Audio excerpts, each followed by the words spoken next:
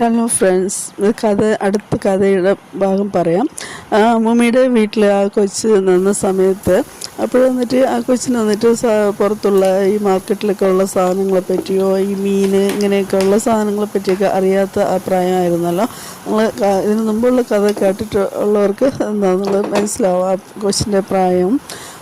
വന്നിട്ട് ഈ ആ വീട്ടിൽ തന്നെ ആ അമ്മൂമ്മയ്ക്ക് സ്വന്തം ചെറുമോളെടുത്ത് എങ്ങനെ കാണിക്കണമെന്നുള്ള ഒരാളെടുത്ത് ഇങ്ങനെ പറഞ്ഞ് ചെയ്യിപ്പിക്കുന്നവരെടുത്ത് ഇങ്ങനെ ഒന്നും പറ്റൂല, അങ്ങനെ ചെയ്യിപ്പിക്കല്ലേ എന്ന് പറയാനുള്ള സ്വാതന്ത്ര്യം ഇല്ലാത്തവർ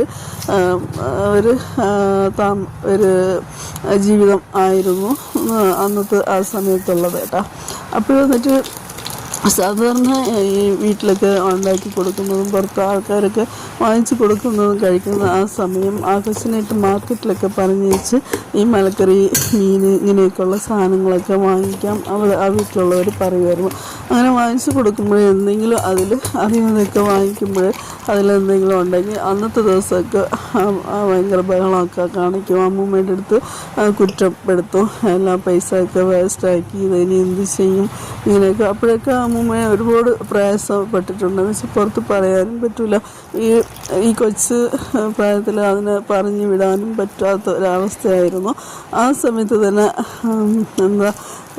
പിന്നെ ആ കൊച്ചിൻ്റെ നാട്ടിലുള്ള കുറച്ച് പ്രായമുള്ള ഒരാങ്കിള് അവിടെ അതുവഴി വന്നപ്പോൾ ആ കൊച്ച് തന്നെ ഒരു നാട്ടിലുള്ള പരിചയക്കാരെ കാണുമ്പോൾ ഒരു സന്തോഷം തോന്നുമല്ലോ. അപ്പോൾ ഒന്ന് വിളിച്ച് സംസാരിച്ച് അപ്പോൾ അയാൾ കണ്ട് ഈ വഴിയിൽ ഈ സാധനങ്ങളൊക്കെ ആ കൊച്ച് തൂക്കാൻ പറ്റാത്ത സാധനങ്ങളായിട്ട് വന്നത് കണ്ട് പ്രയാസപ്പെട്ടു. അപ്പോൾ എന്തോ ചോദിച്ചപ്പോൾ ഇങ്ങനെ കാര്യം പറഞ്ഞു. ഇപ്പോഴൊക്കെ ആണെങ്കിൽ ഓരോരുത്തർ സോഷ്യൽ മീഡിയ അങ്ങനെ പത്രം ഇങ്ങനെയൊക്കെ പലതും ഒക്കെ ചെയ്യാവുന്ന അന്നത്തെ സമയം ആരെ കഷ്ടപ്പെടുത്തിയാലും ഒന്നും ആരും നോക്കാനും ഇല്ല, ഒന്നും ഈ മൊബൈലും വീഡിയോ അങ്ങനെ ഒന്നും ഇല്ലാത്ത സമയത്തല്ല. ഇപ്പോഴാർക്കും ഇങ്ങനെ ഒന്നും ഓരോരുത്തരെ കഷ്ടപ്പെടുത്താൻ പറ്റില്ല.